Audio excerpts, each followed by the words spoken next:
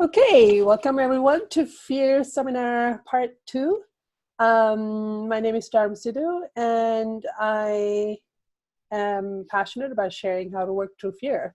And this is a public recording, so everything you're saying will become publicly available, so I can share the resource on how to work through fear and don't have to talk about it again and again and again.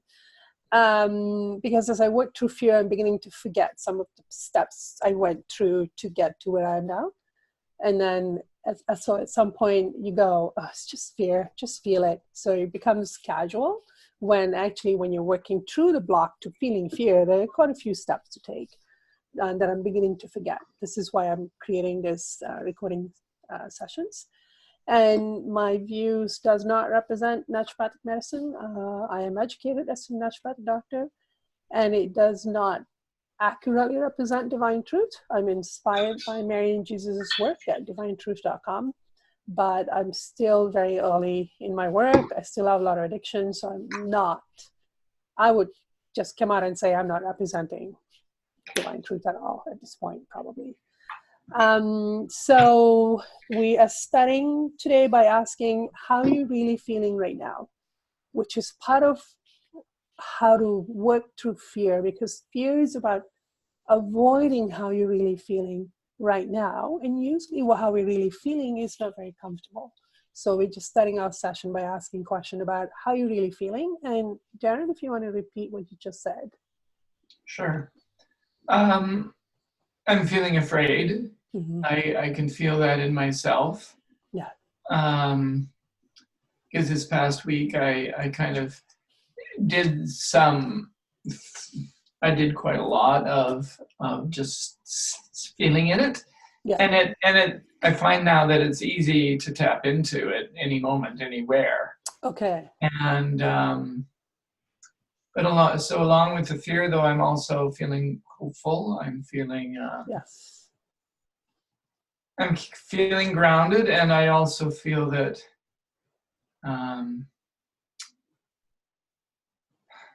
there's a strange sense that some kind of fog is clearing a little bit, maybe. Absolutely. And if I remember correctly, what you said to me in the middle of the week, Darren, is you were feeling helplessness in your fear. Yes. Yes. And you're like, wait, did I forgot. Because now you're saying I'm feeling hopeful. So you were feeling your fear that connected you to helplessness, and you're already beginning to feel the opposite waking up in you, which is, I feel hopeful. That's how it works. Yeah, it's quite a mixture still, but yeah. Yeah, absolutely. But it's already being replaced by something a lot more authentic. And also, what I found the best thing about working through fear is that my head will clear. I can think better. So even though I'm in front of patients and I'm shaking in fear, I'll do it because my head will become clear. I think better. So it's kind of a nice experience. Thank you. Sandra.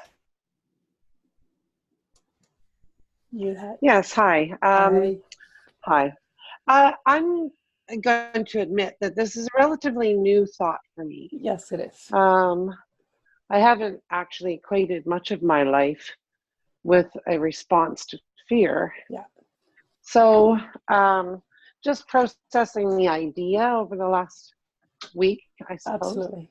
And I don't know that I've arrived at any particular place where I can accept that, for me, that creating habits and experiencing grief and loss and even joy can be a part of fear. So it's a new concept to me, relatively new concept to me. Absolutely. So I'm interested in the conversation. Absolutely. And I appreciate everyone sharing their experiences, and perhaps I can get a little closer to the thought for myself. Absolutely.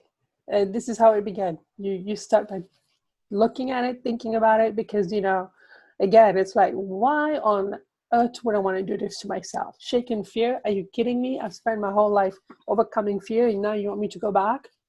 So well, it's more, but Dharm, for me, it's more like, I spent my whole life trying to be a strong woman, or believing that I'm a strong woman and I'm a strong person. Yeah. And I suppose that part of that is subverting, fear that I might have come face to face with. And so now the idea of not going backwards, but backpedaling on that idea that I'm a strong person and that I can face anything and conquer anything. But in the meantime, I've developed all of these patterns to deal with fear. It's not a conversation that I've heard many women involved in. So that's where I'm at. Good. And so what you just brought up there is one of the blocks to feeling fear, which is, if I feel fear, that means I'm not a strong person. That is one of the first blocks that comes up for people. So you just nailed it. You just named one of the blocks we'll have to work through. Thank you. Thank you, Sandra. Anita. Yeah. How are you feeling right now? I feel nervous. Yes. Yeah. How does it feel like to you? Is it in your chest, your stomach? No, it's in my solar plexus. Yeah. Okay. So I get like a heartburn in there. I've had that a lot this week. It's a burning sensation in my solar plexus. Okay. Yeah. Okay. I wonder if when I feel burning sensation in myself, I've been thinking, is that shame coming up along with it? That will bring up. So, and usually when we feel nervous or afraid as children, we're shamed for it. So I wonder if you're feeling both coming up together. Yeah, I have been feeling shame this week as well. I have a lot of shame in me. I have that. Yeah. Thank you. But I've cleaned up I feel really hopeful, and I have energy and my head is clear because I've cleaned up my diet. Oh yeah, that's right. That's right. Yeah.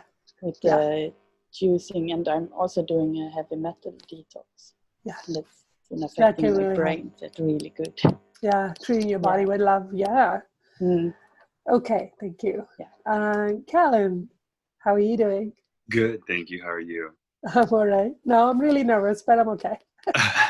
Just nervous though, not terrified. So it's up, Oh, that's good. So I've noticed this week I've been going through a lot of doubt and fear of failure around the fears that I'm moving towards. I'm co-creating something with Wendy, who's actually here as well. And it's going to be something that puts me out there very loudly, videos and all that kind of stuff. And the fear of looking like a fool or failure has been coming up a lot to process and work through. Okay. So are you able to let yourself feel, I feel a failure? Or are you trying to overcome it or negotiate with it?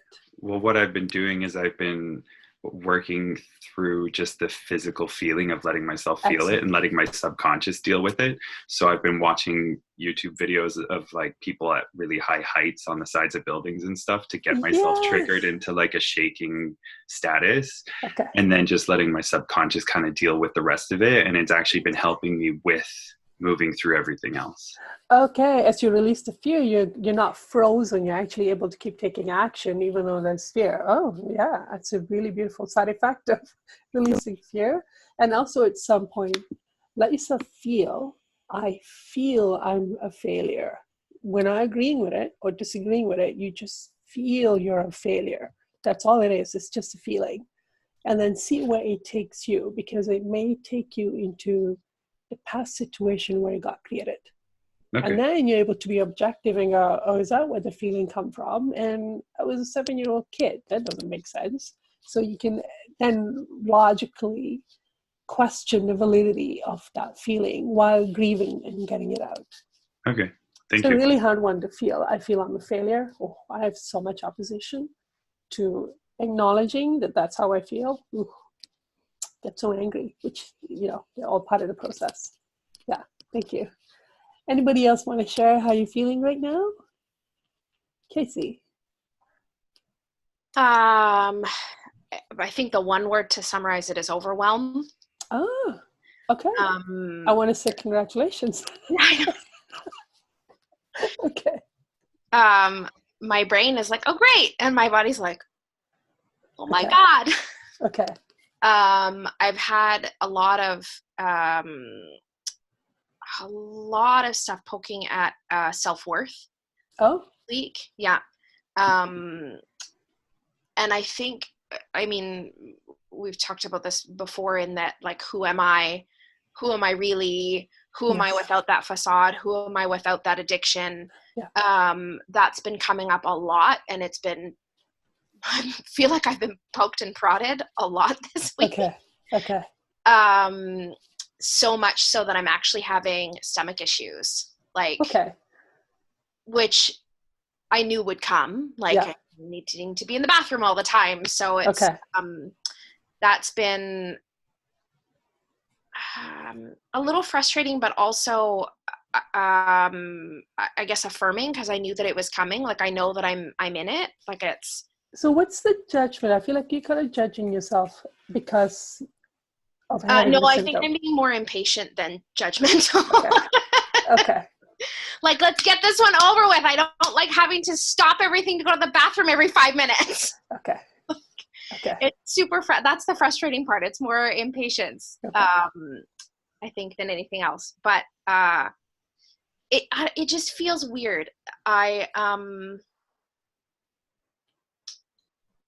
It feels weird, especially after I've done a whole bunch of self-help courses and things like that. Like, this is who you are, discover your purpose, and to deconstruct all of that and go, I don't know who I am. Yeah.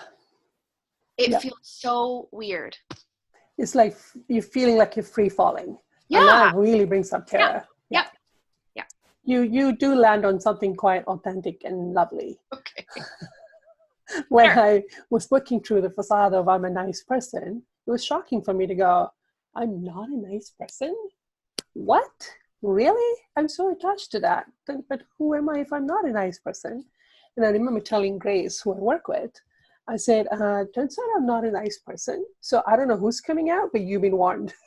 Because I'm expecting this horrible person to come out.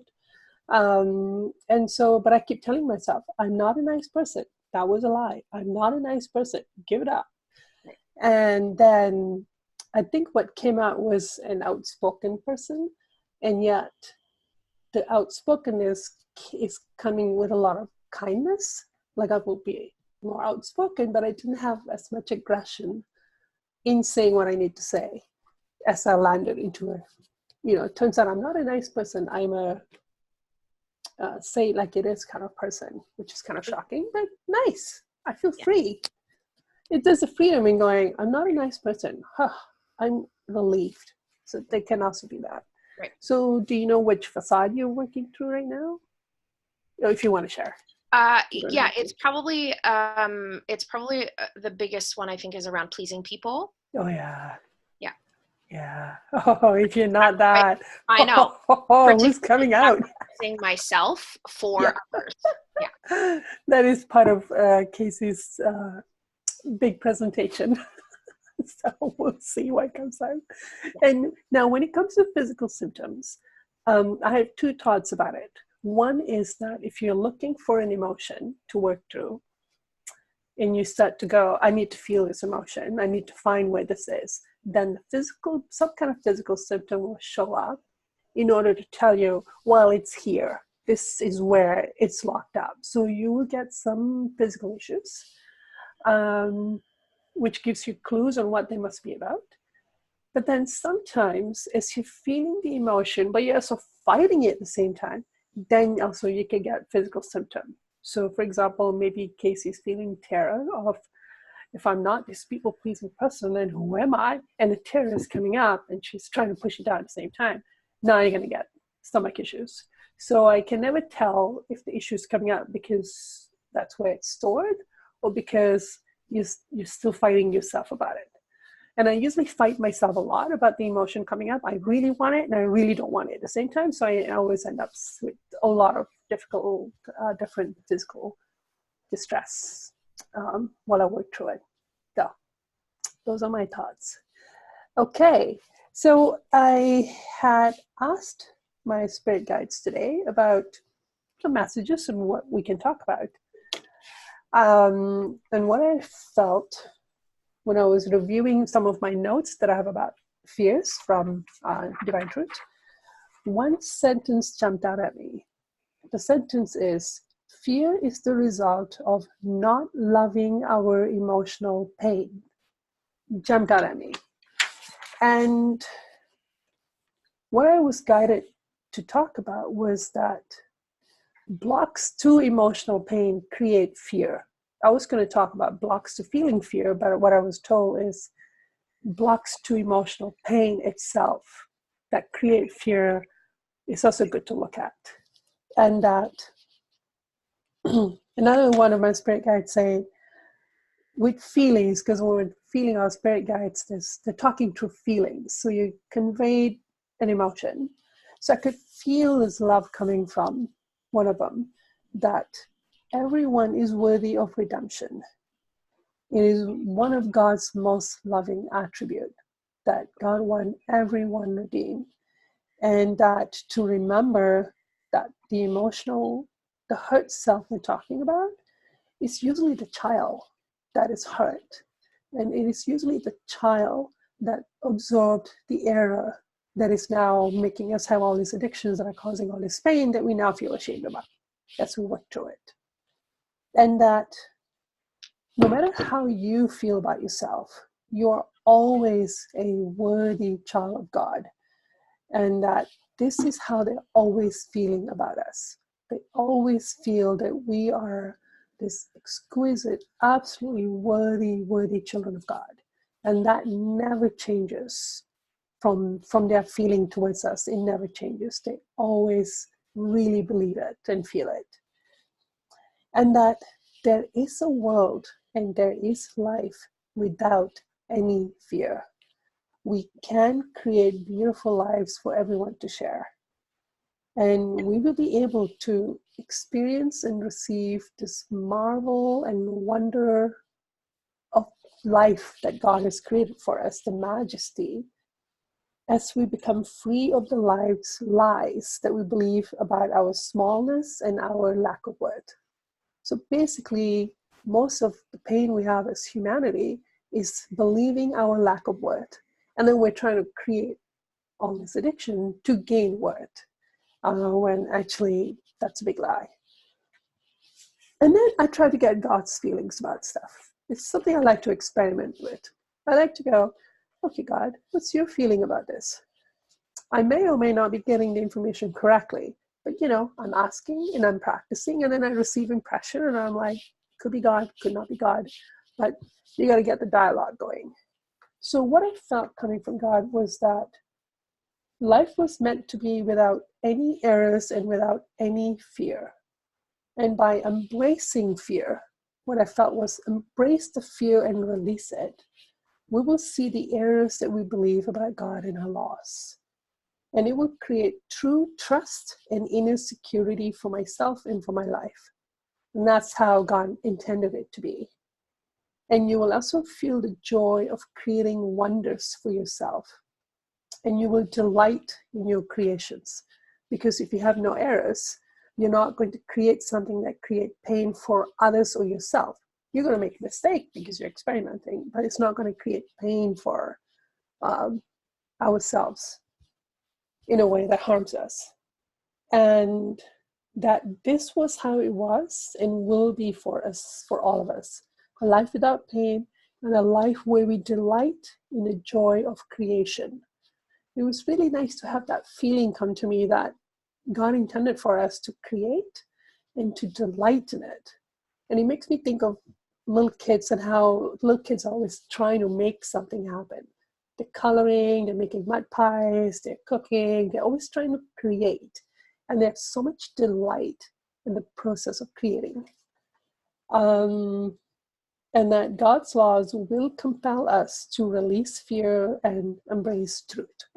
So basically, fears represent a lie we're believing about ourselves and about God's laws that was created for our well-being.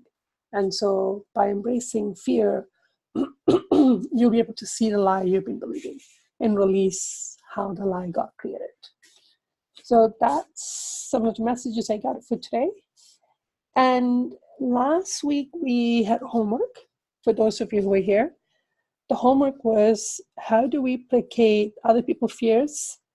And what are some of the techniques we use to numb, deny, minimize, or overcome our fears? That was from last week. How did that go for all of you? Did you guys have some reflection? We came up with some pretty creative techniques last week on how we suppress our fears. Any more? Virginia, did you want to say something? Your mic. Sorry about that. That's okay. Technically challenged. I really became aware of how many addictions I have. Yeah. Blocking fear to not feeling my fears. Okay. And because of the changes that I'm making in my life, I have felt a lot of fear in the last 6 months. Yeah. I, bought another jar of chocolate peanut butter. Okay. Some food. Food, like chocolate. Some things are like going to the gym because the weather was not great. Yeah. Being outside really helps, but it feels different when I do that. Okay.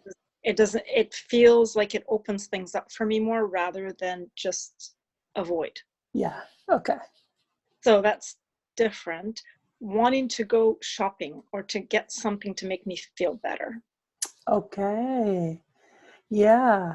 Okay. Baking, cooking, like I've been doing like so many different things, and I realize it's because I don't want to feel this fear of having left a very secure income and trying to do something on my own. And I'm scared. I'm afraid of being a failure. Yeah. Okay. And the thing is, I realize that when I realize that I'm in an addiction, then I feel shame as well. Afterward? Yeah. Okay. The conscience. Yeah. Okay. Kicks in and you feel shame. Yeah. Okay. Good one. For you to notice that I'm doing something to make me feel better. That's a good distinguishing right there. You can feel now, I'm doing this to make myself feel better.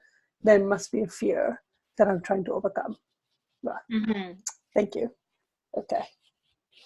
Others who reflected on the homework? Or some other ideas you have? What did you realize about yourself and how you suppress your fear? Or suppress other people's fears or placate other people's fears? Sanjukta? Sorry. Wait, stop. So I found that there's quite a few ways that I'm not being authentic and wanting to control people's perceptions of me because it's too uncomfortable to be in a space where I don't have an answer for people, or I'm not, in my perception, giving them something in the relationship for them to see me as worthy. Wow, that's quite a few things you connected there. Okay. Okay. So what you feel there, what you're placating is your fear that if I can't give someone something, something terrible is going to happen, or some kind of terrible emotions are going to come up. So what comes up for you if you feel that you're not giving people what they want? That I'm a failure. Failure come up again. Yeah. Okay. So as a child, you've been given this perception that it's your job to give me what I want, what the parent want or somebody else want. And that if you don't give it to me, then you have failed. And So what will happen then if you're a failure? If I fail at that, yeah, then I'll be rejected, alone. People will see in my perception through the facade and see that I'm not worthy of their friendship or their companionship, or Okay. So what you've now identified is I have fear of remembering and feeling rejection, fear of remembering and feeling being alone, being unwanted, and fear of being told that I'm unworthy of keeping around, of even having around. Okay.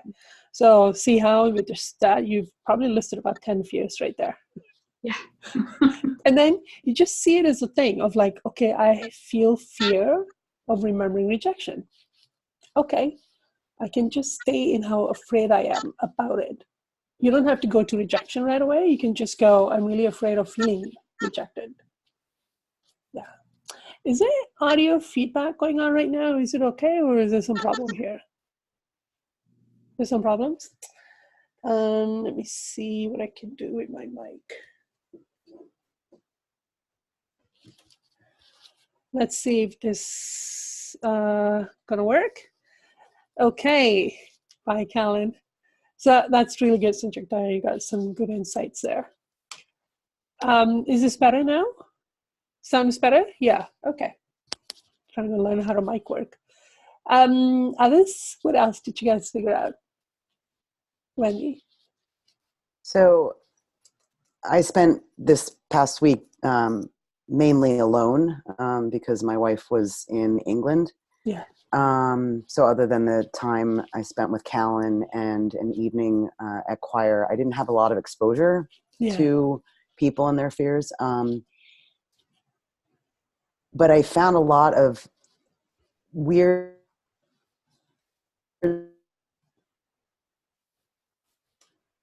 Oops, screen just froze on me here. Hold on, Wendy. Clinical self is kind of coming to the forefront because I have a background in therapy. And the screen froze just now. Can you repeat what you just said? It froze on my end, so I think it froze on the recording. So yeah, sorry. Okay. So in co-creating with Callan, what I found is a lot of my my clinical background is coming up. And I'm recognizing fears that are kind of stemming from that. Like I tend to be the kind of person who like I want to look at every angle of what could possibly happen. And what I've, what I identified last night and apologized to him for it was, that this is like, I think it's my worst case scenario. And it's stemming from my clinical background, I guess. Yeah. And so I promised him I would do some work around that. Okay. So the other, go ahead. Go ahead. The other thing is, I found myself through the week really anxious for my wife to come home so that I could do sort of the exposure that Callan had mentioned earlier. And starting with just, I have a similar fear of heights to him. Okay. And like, I was really excited to do that. Yes. Well, she's been home since about 4:00 Friday afternoon, and we haven't done it yet. No. And it's like, there's all of a sudden, it's like this, I don't know if I want to do. Yeah. Absolutely. That's exactly what's going to happen. You'll set an intention, and next thing you know, you're doing all kind of avoidance technique. I think Darren was sharing some of his avoidance technique. That's how you know something's coming up, because suddenly you're doing all these things that you don't even usually like. I don't like Netflix. I don't like watching TV. And suddenly I'm binge watching all these shows going, this is unusual. What's coming up for me? Something's coming up. So it actually becomes a clue that some kind of agitation is coming up. You don't even know about what. So then you can say, I'm afraid and don't want to feel my fear of heights. So all you have to do is speak the emotional truth about it. I don't want to feel this. Sometimes I just go into a tantrum. I don't want to watch the video. I am not going to watch that video. You cannot make me watch that video. I will not have a hissy fit, have a tantrum. And as you do it, the emotions start to move. So as you allow yourself to agree with the desire you already have. The desire is, I don't want to feel any fear, heights, anything. And that is what I'm doing. So just speak it out loud. This is what I want. I don't want to feel my fear of heights. I don't want to feel any fear. I want to stay in control. I worked so hard to get to this place in my life where I have all these mental strategies in how I'm going to stay on top of it. There is no way in hell you're going to make me do that. Are you out of your mind? Are you insane? Go into the rant, because then you're allowing the decision you already made to speak. And through it, next thing you know, you're shaking or you're crying about why you don't want to feel fear. So basically what you're saying is, I'm going to trigger myself and watch these videos. But first you're going to have to deal with your blocks to feeling fear. I don't want to feel fear because, like Sandra mentioned earlier, I'm a strong woman. And my perception is, if I'm feeling fear, that means I'm not. So that's a block. So it's a very good opportunity for you to go, what are my blocks? Why don't I want to feel or watch those videos? Thank you. Yeah, so it's good. So why don't we go into some of our blocks? Why do we not want to feel fear? What have we learned about it? Oh, sorry, Steph, you had raised your hand. Sorry, Casey, wait. Steph, go ahead. Some of your techniques to placate fear? Well, and I think it also right away goes into your next question. So I answered both of your questions. Sure. Busyness. Ah, yes, that's what Virginia was talking about. Yeah, okay. That just the genuine addiction to, oh, I intend to sit and read this book. Oh my goodness, my house needs cleaning. Yeah. Yeah. And then I fear the vulnerability of making space for myself to sit and essentially read a book. Okay. What do you think your fear is about? What will happen? Say you're sitting there reading a book because that's what you really want to do, and somebody walks in. What do you think will happen? Seeing you do that. It goes back to my, I need to appease people with how I spend my time, because they consider sitting and reading as a child was a giant waste of time. Yeah. Therefore, learning was a waste of time because it wasn't what they wanted me to learn. And so now I struggle to make space to learn what lights up my soul and desires. Yeah. So what you are avoiding is remembering the feeling of being judged for what you wanted to do. It's not even that you wanted to learn or you wanted to play or it's about what I want to do. So you have been judged for doing what you wanted to do. And now you're afraid of remembering the pain. So, because fear is always about the past. That's what that's about. Yeah. Thank you. So one of the block to feeling fear is judgment. If I feel my fear, I'll be judged. That's a good one to expand on that. What other blocks do we have to feeling fear, Casey? I will, it makes me weaker. I'll get taken advantage of. Weak, taken advantage of. That's really good. Okay. Who else?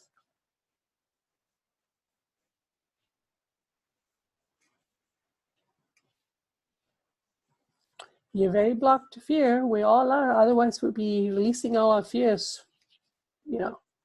our whole life. So there's something more. One of the one that comes up for me even now, even after 4 years, it's like, you look really weird right now. You sure you know what you're doing? And I'm like, do I still have this feeling? Because I'm shaking and my limbs are shaking. And sometimes when I'm stuck in an emotion, I try to move. I try to move my hands. I try to shake up my leg. And then next thing you know, it's really taken off and it's just moving and shaking. And sometimes I have like claws and I freeze. And then I go, you look so weird right now. And I'm by myself in my room. So I still have the block of, you look really weird. What are you doing? That's one block. Nida? One block is that if I let myself feel the fear, then things will fall apart. Yes. Okay. How many of you have that one? How many can relate? My life will fall apart if I feel fear. Okay, it's really good. What else? Casey? If I keep feeling fear on a specific subject, it will come true. Oh, good one. Yes. If I feel the fear, it will come true. Oh, this is all that Hicks's law of attraction stuff. How many have that fear? Are you kidding? If you bring your attention to it, it's going to happen. That is the last thing you do. Okay. Yeah. What else?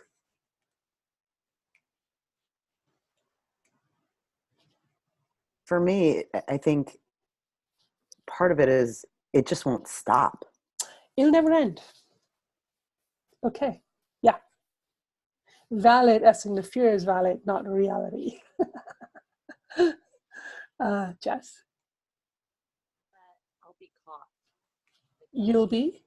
You're in your room and you're worried about how, like, I look so weird. Yeah. I'm worried about when I'm in process that I'll be caught. That You'll be going to catch me caught. And I'm going to be in trouble.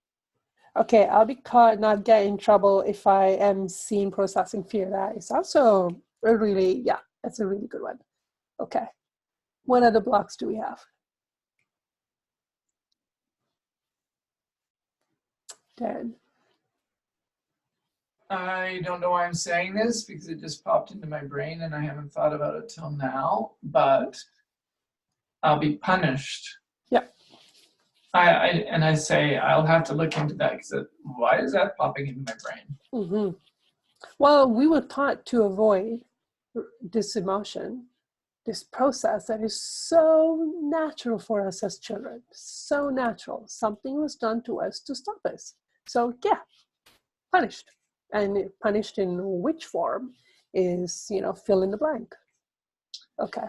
I had an interesting, I remember feeling quite afraid quite a lot when I was a kid. Mm-hmm. And when I first started feeling into fear, it was right here. It was like, the trembling was kind of in my throat, a lot of tension in my throat. Okay. That seems to be releasing now. It seems to be lower. I just wanted to put that in. Okay. Steph? The ridicule and being made fun of for even having the fear. Okay. Because, people will say, well, that's not real. That's nothing to be afraid of. There's nothing to be afraid of. Yeah. What do you mean you're afraid of that? Yeah. So I'll be judged because basically being teased is being humiliated, being shamed, being judged. So, okay. Yeah. What else? What other blocks do you have?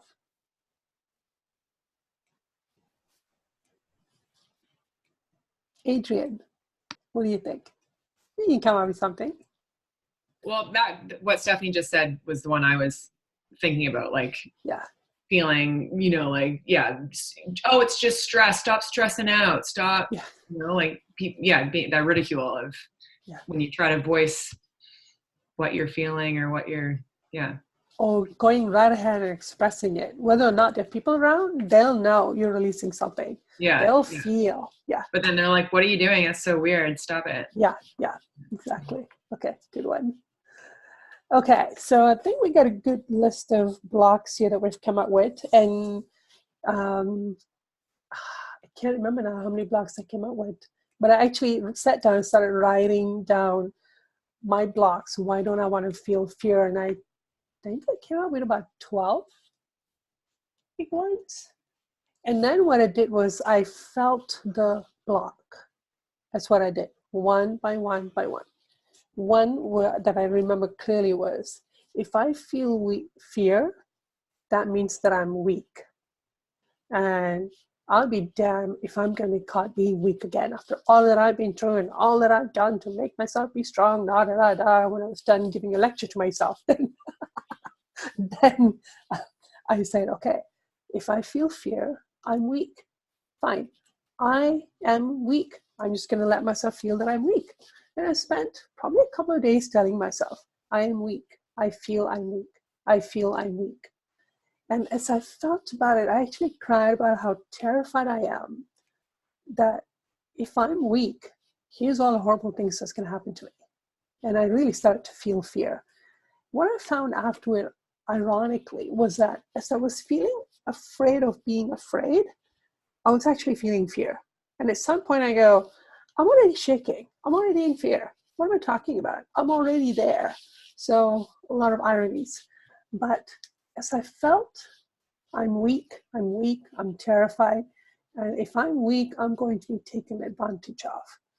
I started to feel about it. Very soon after, I started to say, hold up, wait a minute. If I have the courage to feel fear, who's weak? The one who's willing to shake in fear, or the one that's pretending they don't have it? So then everything shifted. My perspective shifted. And I also started to see how many horrible things happened to me, but I kept going and kept making choices that were very courageous. And so I started with feeling that I'm weak. And I came out of it saying, actually, I'm one of the most courageous person I know. What are you talking about? So that left me. And I started to feel proud that if I'm willing to feel fear, I'm actually brave. So you start to have different perspective about yourself as you release each of the block, and you start to feel pretty good about yourself as you go through it. Another one is, so if I feel fear, or if people see that I'm feeling afraid, I'll be taken advantage of. Then just stay in that feeling. I'm going to be taken advantage of. And all these horrible things are going to happen to me. Make a list of it and cry about them so you can get rid of it. And there's always a perspective change, a change in perspective as you release the emotion and you start to see the truth about the value of feeling fear. Teased. I will be teased. I'll be caught. I'll get in trouble. I'll be punished. These are about you releasing the trauma of being abused for having an emotion. Basically, someone teasing you for having an emotion, that's abuse. So you just have to let yourself remember how terrible it felt that somebody treated you badly about it. And being judged for fear, that's the pain of being judged is very hard to get into. It's a very specific pain. When someone judges you, the experience of being judged is physically painful to remember. So you're going to have to really stick it out to get to that pain, to remember what it's like to be judged. It took me years to allow myself to remember the feeling. And I still struggle with it. I still have some anger about it. And how painful it feels to be judged. It's good to feel it for yourself, because then you will be very reluctant to judge others. You know what it really means to project judgment at others that we all just throw around at each other right now in society. But it's a very hard one to feel into. And then fall apart. If I feel fear, my life will fall apart. Stay in it. My life is going to fall apart if I do this. I swear to God, and I can convince you, and fear always convince you that it's true. My life is going to fall apart. Okay, just let yourself stay in the block and dissolve it. Because that's basically what you're doing when you're experiencing the block. You're dissolving it.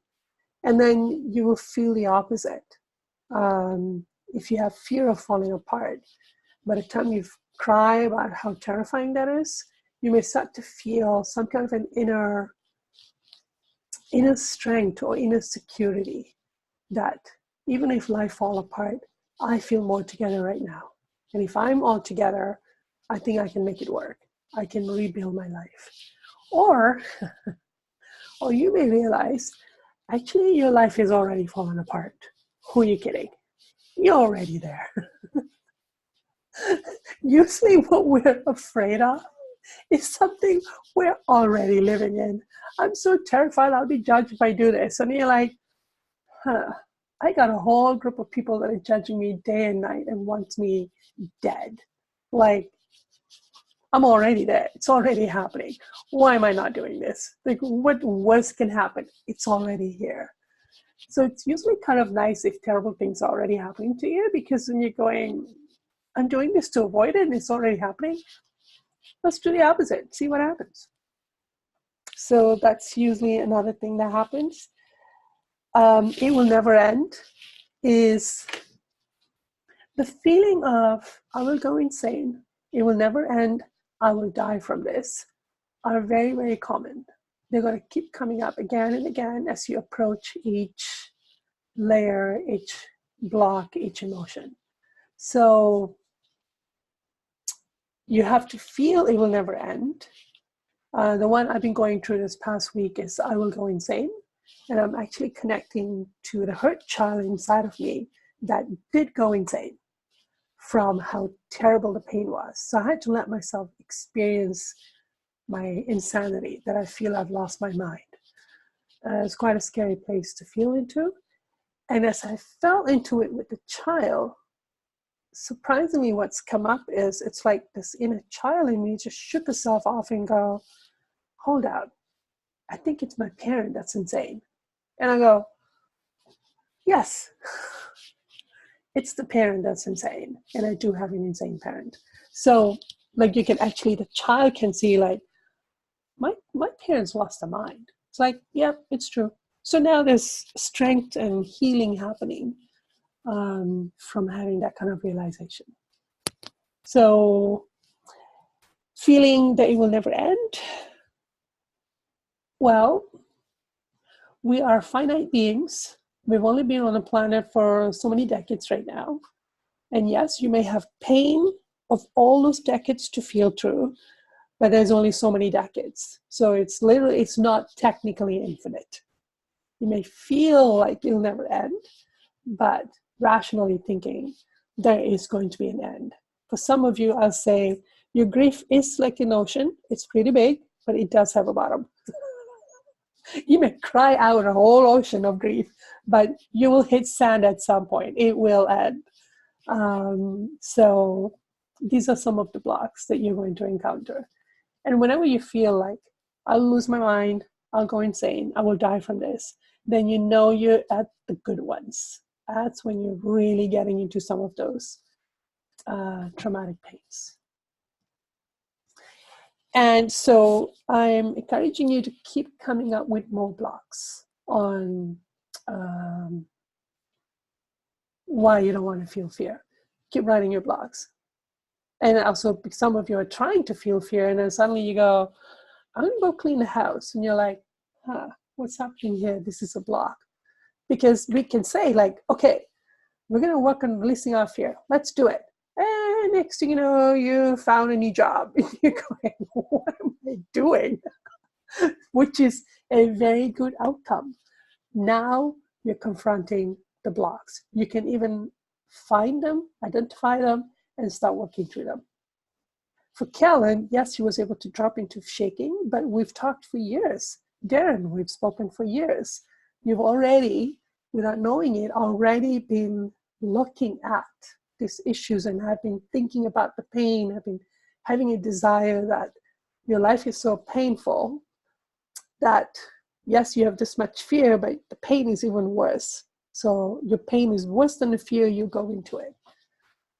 So it is okay. In fact, it's expected that at this point, you're going to come across the wall. I want to feel fear, slam. What just happened? I'm even more numb. Now you're confronting the blocks. So look for the blocks. Don't look for the fear yet. It's not going to happen right away for some of us. But as we start to feeling the blocks, suddenly you're feeling your fear without even realizing it. And blocks to emotional pain create fear.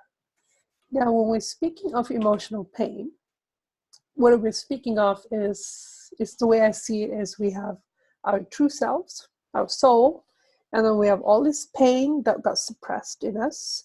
And then we live in addiction and facade. So as we try to come back to connecting to our emotional heart self, because of the backup we have, it's going to be mostly pain for now, because we are, owing a debt to ourselves emotionally that we got to clear. So it's not like life is painful. It's just that for now, you got to get rid of it first. And the pain that you have to feel is not just the child's pain, but also the pain you have now created as a result of suppression. So a lot of the pain you're going to feel is the pain you have now caused, that is locked in your soul for you to discharge. And so somehow you got to find a way to love the hurt self that's hurt others. You got to have compassion and acceptance and self-forgiveness for the pain that you have caused. You're going to feel shame, you're going to feel judgment, you're going to reject yourself. This is the piece I'm working with this week. Another block that my shame of what I've done and my judgment of it is blocking me from loving the one who did the damage to others. And I have to find a way to love it. So if you can learn to love your pain, including the one you have done, then you won't create fear. But if you're walking backward from the top, I remember 2 years ago, I was releasing fear, and I got to this place where I say, I'm no longer afraid of pain. Now I gotta learn to love it. That's the next phase. So it took a whole bunch of years to release fear of feeling any pain, physical pain, emotional pain, and ironically, I had lots of those all the time. But I was afraid of feeling pain, period. And that's when you get chronic pain, fibromyalgia. These kind of conditions come when you're afraid of all pain, all emotions. Then your whole body will hurt. So I had to release a lot of fears just so I'm not afraid of pain. And now I'm working towards learning to love my pain, including to love the pain that I've caused others, so that I can then lovingly release it and then get to the cause. So that's a lot of ideas I'm throwing at you all at once. Comments? Darren?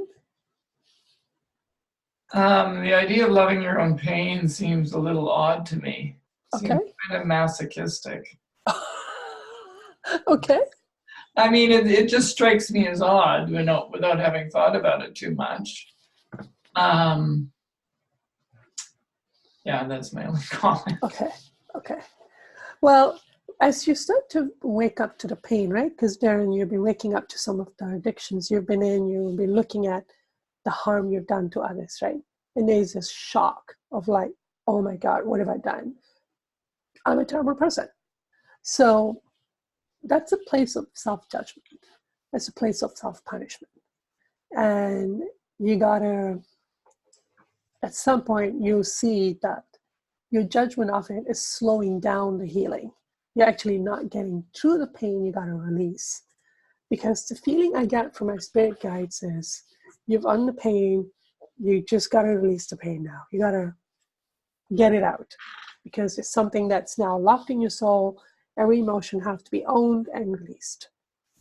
And as I felt through the pain, I started to feel into, why did I do this thing? And then that is taking me to the childhood creation of the pain. So you just can't get to the cause until you release what you've done with compassion. And remembering that it was the child that was forced to create addiction helped me to feel like, why am I attacking the adult that was just doing what the child had already got set in motion? So that's just some insight, because we will have a desire to punish. Look around. What do we do to people who have done something that isn't pleasant or is harmful, intentional or not, right? We treat people pretty badly. And that's how we're treating ourselves. And I was told, as I was waking up to what I've done, I was told repeatedly, you can't stop how badly you treat people until you stop how badly you're treating yourself. It's the same thing going on here. You got to change how you treat yourself. So, yeah. Could that be reframed perhaps into a, I mean, this might be my version, I'll have to play with it, but just loving your emotional capacity, period.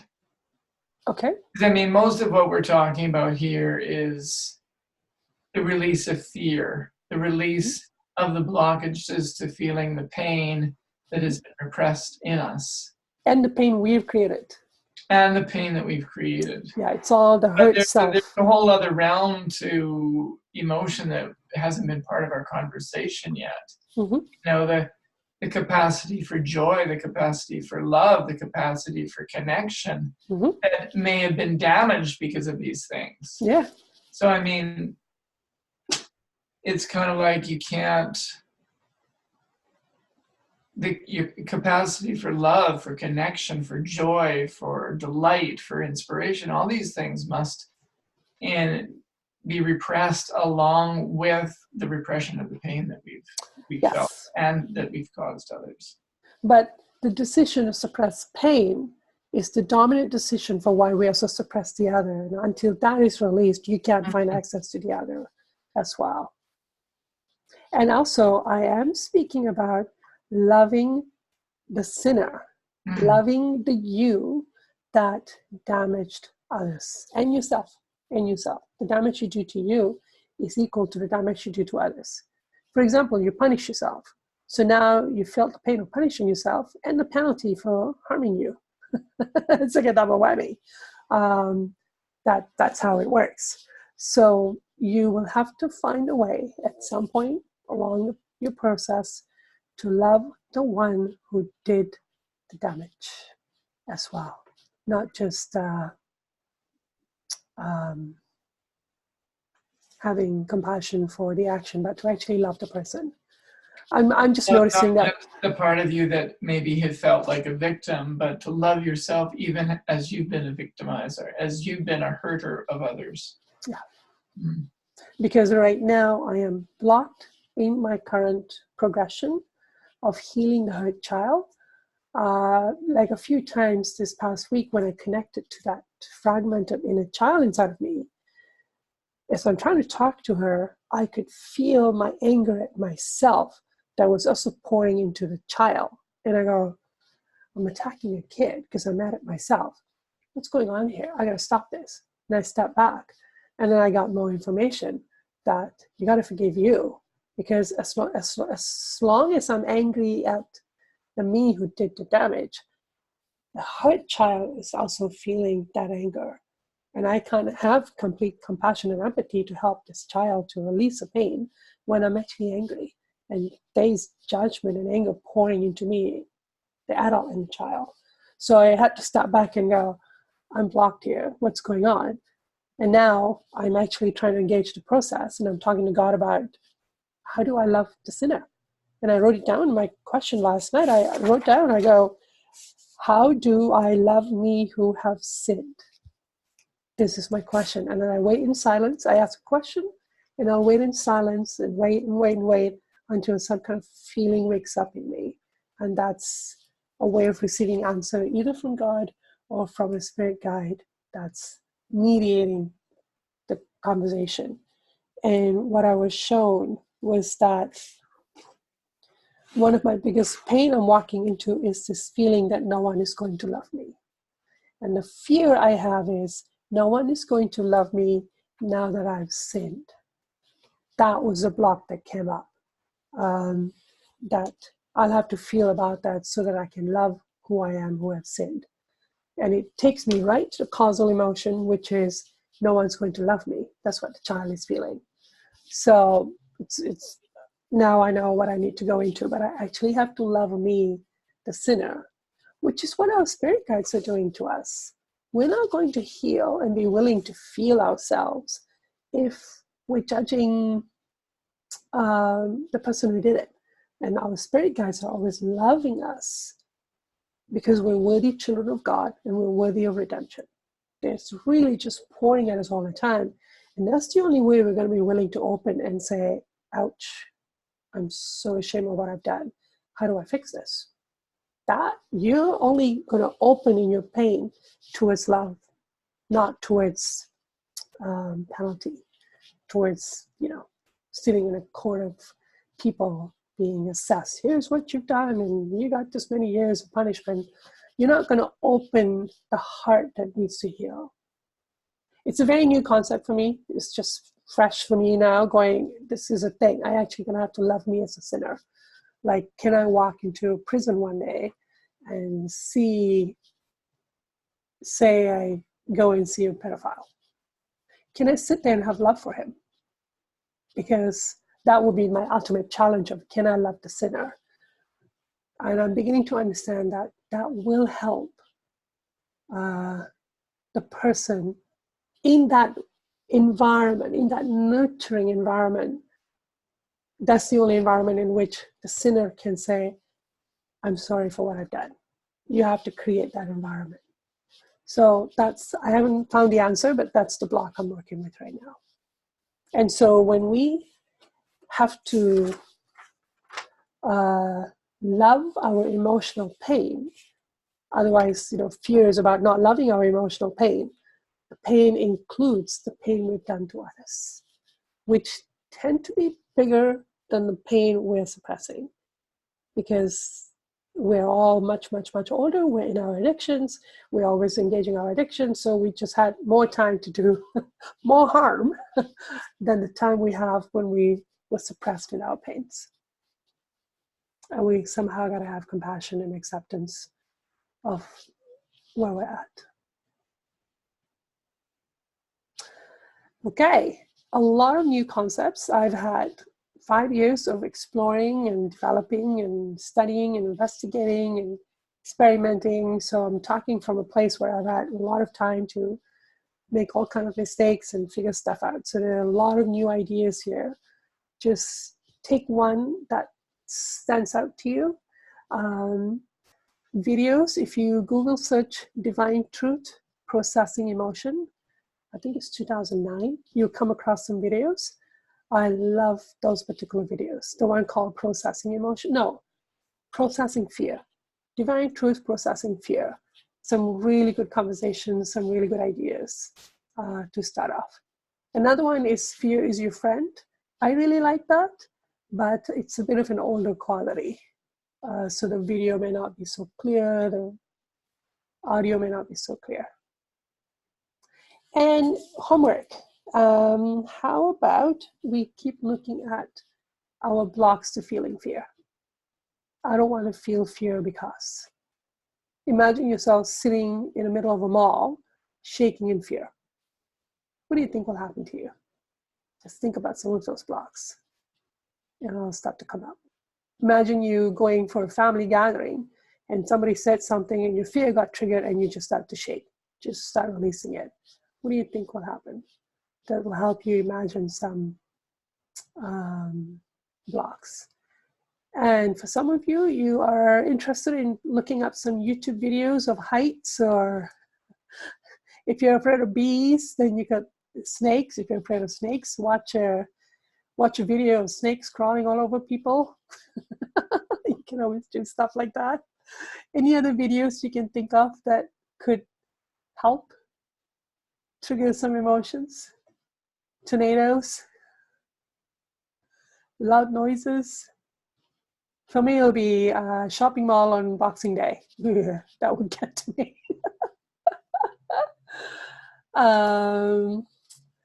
So if you come up with some videos that you find along the way, I've seen videos on Facebook of little children shaking in fear. And I think I've saved them because it shows how organic it looks like. Like, we all know how to feel and release our fears. We all would have done it if we were allowed. And it just looks so wholesome when you watch little children just go into their fear and they're shaking. And another point I want to bring up is when your fear is coming out, Darren starts feeling in his chest, in his throat. I've had fear coming out of my head, so my head is shaking. I've had fear coming out of my legs, like deep in my legs. My bones will feel cold. Sometimes I feel fear like in my bladder area. Sometimes it's top of my stomach. Sometimes in my chest. It shifts and moves. And when it's moving through you, sometimes I look like I'm having convulsions. If I'm lying down, the whole bed is shaking. But my mind is clear. That to me is a clue that my mind is feeling really calm right now.